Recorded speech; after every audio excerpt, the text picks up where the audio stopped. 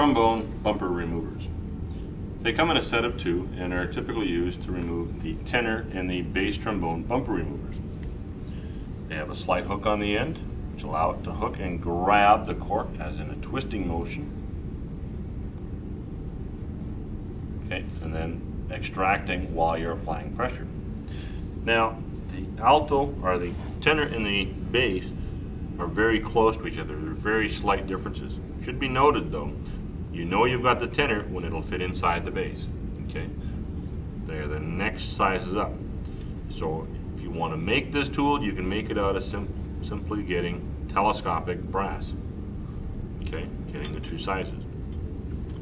For our case, we're going to use the tenor, and we're going to do a demonstration to remove on a tenor trombone slide.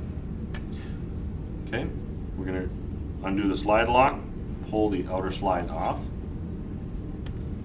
Okay, we're going to take it, slide it in over the stockings, the inside. I'm going to use the edge. Okay, I'm going to get in here and I'm going to dig and apply pressure as I'm turning. And as soon as I can feel some resistance, I can slowly start to back that up. I'm always trying to keep the tension on. If it slips, I lose that tension, I go back in it, hook in again. I like using a nice quick sudden jolt to try hook it. And I got to keep that pressure on as I'm moving it out.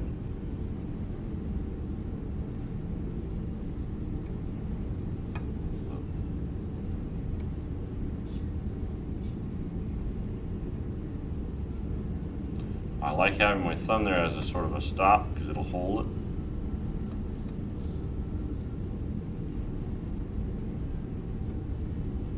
Now they're not the cleanest looking things. In this particular case, this one's felt. So we've removed it in one piece. We see a second piece in here, we want to grab that out as well. What somebody has done in this case is they simply added a piece to it. Come back in with the tool. I'm going to check around to make sure I have no residue. I'll turn the piece around so I have the flat side. And I'll just give it one more check to see if I feel any residue left in there. If I don't feel that bumping together, hearing that ticking sound, then I know I still have a problem inside right in here. Okay. This is important because this is what's going to hold our slide lock and hold that in there. Okay. Now, how do I know how much to add in there? Well, to add cork to here, simply place or slide back together. Okay. If you're just doing one side, slide just the side you did all the way in. Feel it butt right up. Now I can take a mark at that point. I can use a felt, something non-permanent, and I can draw a line. Okay. I then attach the slide lock. I pull it out, and I'm going to draw another one. And typically, the distance I have between the two, okay, is going to be the difference. Now, one problem with the older designs. The older designs, the slide lock lug actually bumps into here.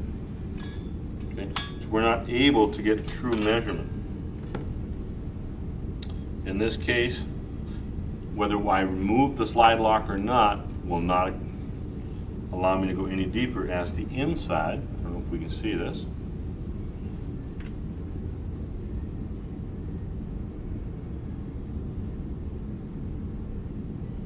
You can just see down here, we can see that the shoulder is inside. You can see the lock lug, that's the one that's moving, and just underneath there,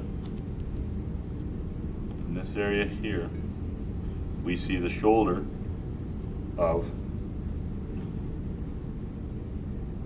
the back part of this, the cork barrel. that lug will not allow it to go any deeper. So in that case, we're going to place a piece of cork in there first, slide the slide back on, and then take another measurement when we actually know what that is going to be. Another way of doing this is to actually measure the thickness of cork that you removed. In this case, it would be felt. We can put the two pieces together, and we can see approximately the thickness that we are going to need. I can use a measuring tape, I can use a ruler, whatever I need to. I can mimic this on a piece of cork that is at least that thickness. Okay, and I can place that inside by using the flat end